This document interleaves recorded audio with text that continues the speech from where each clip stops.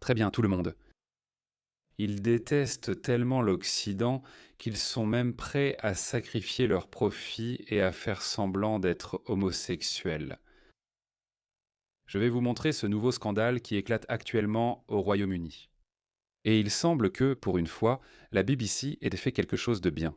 Des migrants paient des milliers de livres pour de fausses demandes d'asile en se faisant passer pour homosexuels au Royaume-Uni. Des journalistes infiltrés ont découvert une industrie parallèle composée d'avocats et de conseillers proposant des photos truquées, de faux rapports médicaux et des lettres de partenaires masculins inventées, avec des honoraires allant de 2500 à 7000 livres. Les ressortissants pakistanais représentent 42% de toutes les demandes d'asile LGBT au Royaume-Uni, alors qu'ils ne constituent que 6% du total des demandes.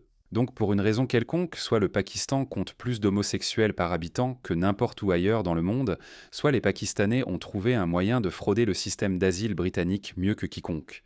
Regardez ceci. Donc cette femme est l'une de ces avocates qui aident les gens en leur disant de mentir sur leur orientation sexuelle. Par exemple, vous devez prouver que vous êtes une personne LGBT. फिर मैं तो ऐसे नहीं हूँ। वही तो मैं बोल रहा हूँ, नहीं हो। Nous enquêtons sur des conseillers en immigration qui encouragent les migrants à tromper le système d'asile. Pour infiltrer cette industrie de l'ombre, nous avons dû travailler sous couverture. Notre journaliste prétend être un ex-étudiant voulant rester au Royaume-Uni. Ils ne sont pas persécutés et n'ont aucune raison de demander l'asile. Nous avons entendu que certains consultants aident des migrants comme lui à prétendre être homosexuels pour rester au Royaume-Uni. Bonjour. Après quelques contacts, le téléphone de notre journaliste infiltré sonne soudainement. Un inconnu nous a contactés depuis un numéro non enregistré. Je ne sais pas qui est cette personne, elle s'appelle Kanisha. Elle sait que tu es intéressé. Oui, Inde, j'ai dit Madame Maradou. She goes, doesn't matter, no one's gay. Ce soir-là, notre journaliste infiltré met un visage sur la voix au téléphone. Voici Tanisha Khan. Elle l'a invité chez elle, dans l'est de Londres, pour ce qui sera le premier de plusieurs rendez-vous. Allons-y. फिलहाल तो एक ही है ये रास्ता। जी। Human rights के ऊपर Allons. जो गे केस बोलते हैं या Exploitez votre affinité pour les droits de l'homme. Ces types font preuve d'une empathie suicidaire envers nous. Alors pourquoi ne pas en profiter? Et les gauchistes woke nous soutiendront. Alors profitons-en. yogi du même sexe, tu dois prouver que tu es une personne LGBT. Permets-moi de dire, Itwang Begolbap, quand tu es avec quelqu'un, n'aie pas trop d'attente. Contre rémunération, Tanisha propose de fournir des preuves pour étayer la fausse demande. Si tu sens que tu dois faire cela avec moi, alors je vais te montrer une photo prise en boîte de nuit. बोले और इधर-उधर की evidence full तैयार करके इंटरव्यू के लिए भेजो जो है Tu vois ça? On ira dans des clubs gays, prendra des photos sexy et les donnera à l'immigration comme preuve en disant « Regardez, il est gay ». Ana Gonzalez est avocate spécialisée en immigration avec plus de 20 ans d'expérience dans les affaires de droits de l'homme. C'est la dernière chose qu'un conseiller devrait faire. Cette personne enfreint la loi et commet une fraude en préparant une demande toute faite pour quelqu'un. Tanisha Khan nie toute faute et évoque des difficultés de communication car elle ne parle pas couramment l'ourdou. Le ministère de l'Intérieur a déclaré J'ai entendu son ourdou et les sous-titres étaient 100% exacts.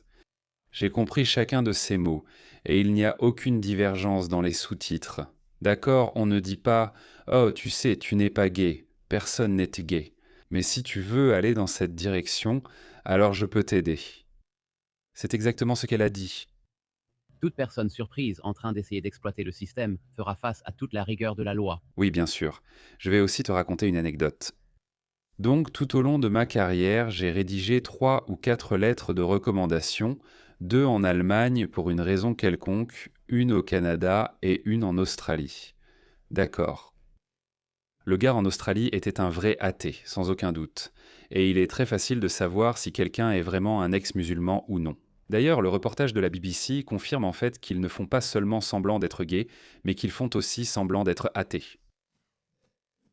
Regarde jusqu'où va leur dépravation. Afin d'obtenir la citoyenneté britannique ou de vivre en Grande-Bretagne, ils sont prêts à renier leur prophète. Dès qu'ils obtiennent la nationalité britannique ou qu'ils ne risquent plus d'expulsion, ils deviennent de fervents islamistes et djihadistes. Tu sais pourquoi ? Parce que leur voix intérieure, leur conscience coupable leur dit « Oh, je dois d'une manière ou d'une autre me repentir.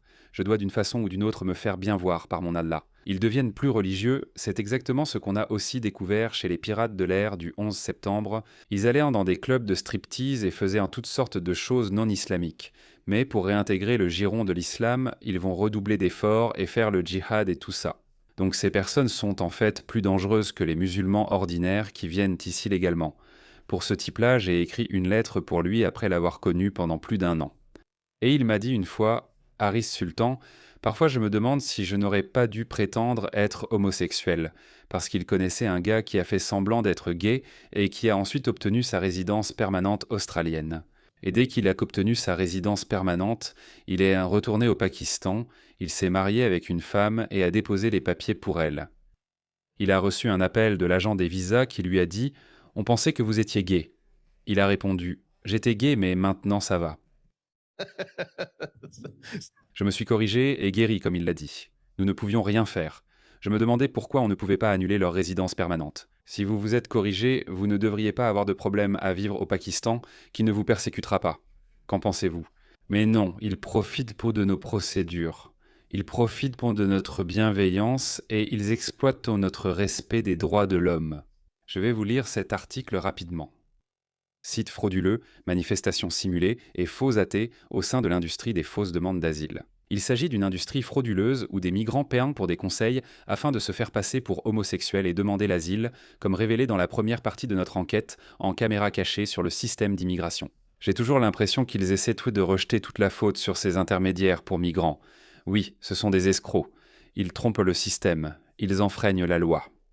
Mais je peux vous assurer que tous ces demandeurs d'asile sont des participants volontaires. Je vous parle de la culture. Ils s'en fichent. Oh, je dois faire semblant d'être homosexuel. Bien sûr, je vais le faire. Fais-le, tout simplement. Je ne veux pas retourner au Pakistan. Je ne veux pas y vivre. Mais j'aime le Pakistan. Je vais créer un mini-Pakistan ici dans l'est de Londres. Zaïd Hassan Hakan, qui s'est présenté comme avocat, lui expliquait les différentes options et comment tromper le ministère de l'Intérieur. Homosexuels, athées ou militants politiques. Donc ces personnes ne vont pas s'arrêter. D'accord, ces migrants du tiers-monde vont continuer à arriver en masse et vous ne devez pas vous laisser berner. Laissez-moi vous montrer une autre vidéo. Des personnes disent à notre journaliste infiltré que beaucoup à La Réunion ne sont pas vraiment homosexuels. Lequel est-ce? Beckton. Ah, Beckton, je sais où c'est, j'y suis déjà allé. Pas ce centre communautaire-là, mais je crois que je suis allé à... Peu importe. Tais-toi et regarde ça, pas moi. La morsure. Il n'y en a même pas 1%. Est-ce que c'est pourcent? Il y en a 0,01%. Personne n'est gay, personne. Le ministère de l'Intérieur a approuvé des milliers de ces personnes comme homosexuelles, alors qu'elles ne le sont pas. Il y en a 0,01%. Quand tu donnes, tu oublies la honte. C'est tout. Ce n'est pas comme ça. Je ne sais pas. Ce n'est pas comme ça. Personne n'est gay. On les balade juste, ces blancs sont stupides, et tu sais quoi? Ils les paient aussi. Ils paient aussi avec vos impôts, ils vivent aussi dans des hôtels. Le système est à ce point pourri. Regardez ça, qu'est-ce que c'est? C'est quoi ce bazar? Désolé les gars. Sans vous offenser, vous gâchez l'esthétique. Regardez comme la rue est sale.